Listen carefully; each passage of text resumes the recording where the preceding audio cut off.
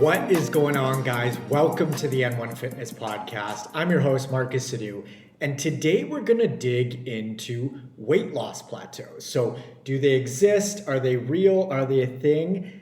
Absolutely. So first of all, we're going to get into why they happen. And then secondly, we are going to establish exactly how to avoid them and continue making progress. So push through them. Now, plateaus happen because as you lose weight, your maintenance calorie level intake, so basically the amount of calories that it takes to maintain your current body weight, declines. So let's take an example of a 200-pound person, okay? Let's say their maintenance calorie intake is 3,000 calories to maintain that 200 pounds. So 3,000 calories per day maintains that 200-pound body weight. Their goal is fat loss, so they're gonna take that 3,000 calorie maintenance level and they're gonna reduce it to 2,700 to start getting the weight loss process rolling. Week 1, let's say they drop 4 pounds. Week 2, 3, and 4, they drop 2 pounds each week. And week 5, they don't lose any weight. So they've presumably hit a weight loss plateau, meaning now that they're down that 10 pounds from 200 pounds to 190, their maintenance calorie intake dropped from 3,000 to 2,700 over the course of that time because they lost weight for the first 4 weeks on 2,700 calories, but now they're smaller, right? So their maintenance level intake reduced, which makes perfect sense because in general, smaller things use less fuel. So in this case, we're talking about the person. The person is smaller. They are going to burn less fuel at 190 pounds than they were at 200 pounds. So the fuel is calories in this case. The easiest way to think about this concept is via cars. So an F-150 truck and a smart car, right? If they're going the same distance, let's say it's 100 kilometers or 62 miles, who's gonna burn more gas going that distance? It's obviously the F-150 truck. So the same concept applies to weight loss and why we hit plateaus. As we lose weight and get smaller, we use less fuel and therefore less calories to go about our day-to-day lives, just everyday things. Now, some folks will talk about metabolic adaptations as well, such as the actual metabolism ramping down, extracting more calories from the same food that we eat or the same amount, yada, yada, yada. Personally, I think all of that stuff is basically a wash, a waste of time to think about, and can be explained via changes in day-to-day habits. And the way that I think about it is the same way that I think about aging and metabolism. A lot of folks like to believe that their metabolisms slow down a ton as they age. And the truth is that the metabolism only decreases by about 1 to 2% per decade, okay? So if you're eating 2,000 calories per day to maintain your weight, that's a reduction of 2 to 4 calories per year. That's like a quarter of a slice of an apple. I mean, it's barely even detectable, arguably not detectable at all. So I think about these extremely minor metabolic adaptations, if they truly exist, as a wash. And I like to focus on what we can control versus what we can't control, because what's the point in fixating on something that has a small effect, if at all, and we couldn't even control or change it if we wanted to, if it was a real phenomenon? So basically, that was my long-winded way of saying the reason why we hit plateaus isn't because of your metabolism doing anything out of the ordinary or something that we didn't expect it to do.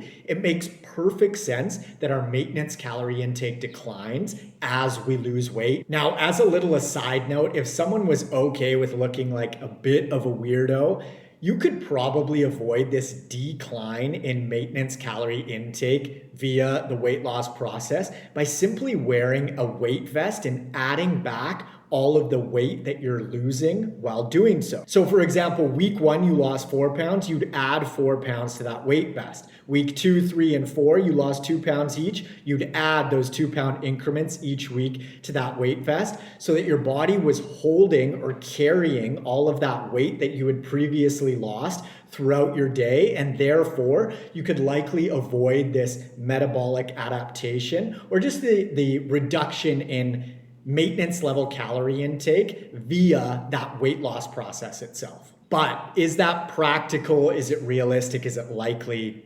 Absolutely not. No one's going to wear a weight vest underneath their suit to work. It's kind of ridiculous, right? But I think that the example helps to paint a picture of why and how plateaus happen and why maintenance calorie intake declines as we drop pounds. So now let's get to the good stuff, right? How do we avoid and bust through fat loss plateaus without looking like a weirdo wearing a weight vest? Essentially, all we've got to do is stay one step ahead of the plateau process via tracking and adjusting. So what do we need to track? We need to track three things: our calorie intake, our movement patterns, and our scale weight, okay? So if you choose not to track any one of these three things, or you track inaccurately, unfortunately, you're screwed because you're working with either lack of information or inaccurate information. It's sort of like navigating a new city with the wrong directions. There's a slight chance that you stumble across what you were looking for in this new city, but it's highly, highly unlikely. So let's use our 200-pound person example from before. They were taking in 2,700 calories per day, and they dropped 10 pounds over the course of the first 4 weeks. And then the fifth week, they maintained their weight. And let's say they were averaging 10,000 steps per day, and they were keeping that super nice and consistent. They've got three options. One is to reduce their calories, the second is to increase their daily movement, and the third is to do both, okay? But let's say that they'd like to go the calorie reduction route, so they drop their calorie intake by another 200. So now they're eating 2,500 calories per day.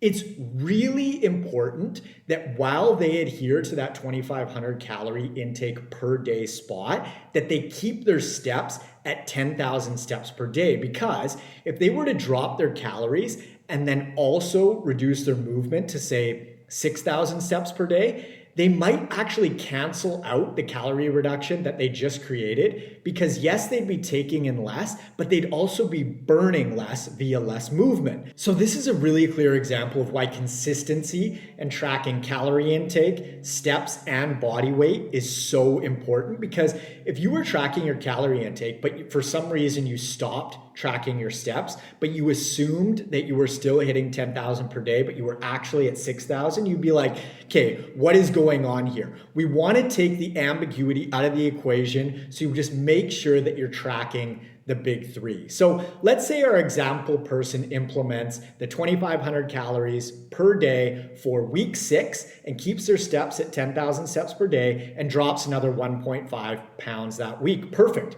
We just got the fat loss process rolling again, and now they ride that calorie intake and movement quota out until their weight loss slows down or stops. Now, once their weight loss stops or they hit another plateau, they just make another adjustment and so on down the line until they reach their goal. Now, to be honest, this is where having a good coach really helps, because they know what to adjust and when. You can totally do this on your own. Don't think that you have to have a coach. It's just a lot easier with a coach because it's tougher to be objective with yourself, and it's easy to get wrapped up in the day-to-day process versus having an objective outside eye. But again, if you're tracking this stuff accurately, you can do it on your own.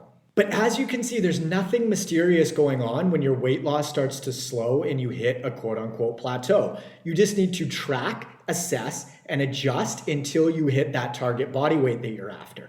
This is exactly what I do with my clients. This is the process that I take them through. But if you are doing this on your own, just make sure that you don't get trigger happy, meaning if what you're doing is getting results, there's no need to change anything. For example, if you're losing 2 pounds every 7 days, week after week after week, if it ain't broke, don't fix it, okay? Just ride that wave as long as you possibly can. Now, hypothetically, if you had a weight gain goal, the protocol would be identical, except exactly the opposite, so flipped on its head.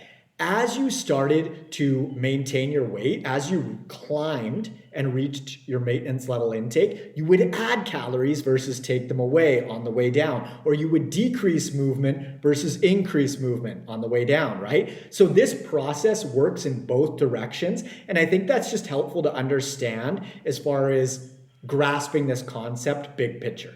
Now, having said that, you're probably not looking to gain weight, but hypothetically, if you were, that would be the process that you would take. It works in both directions. Obviously, it's not just on the way down that you would have to adjust calories and your body adjust to it. It's also on the way up. Now, if you know someone who's hit a weight loss plateau or they're having trouble losing weight, maybe they're gaining and losing the same number of pounds over and over the course of months and years, share this podcast episode with them because they might be able to put these pieces together, follow the formula that I just laid out, that step-by-step process, and begin seeing results. If you're interested in applying for one-on-one nutritional coaching and or workout design with me, you can click the link in the description below or head on over to n1fitness.com/coaching. Also follow me up on Instagram at n1fitness and friend me on Facebook at Marcus Sadu. Lastly, hit the subscribe button on whatever platform you're using. I hope you found this useful and I will catch you on the next one.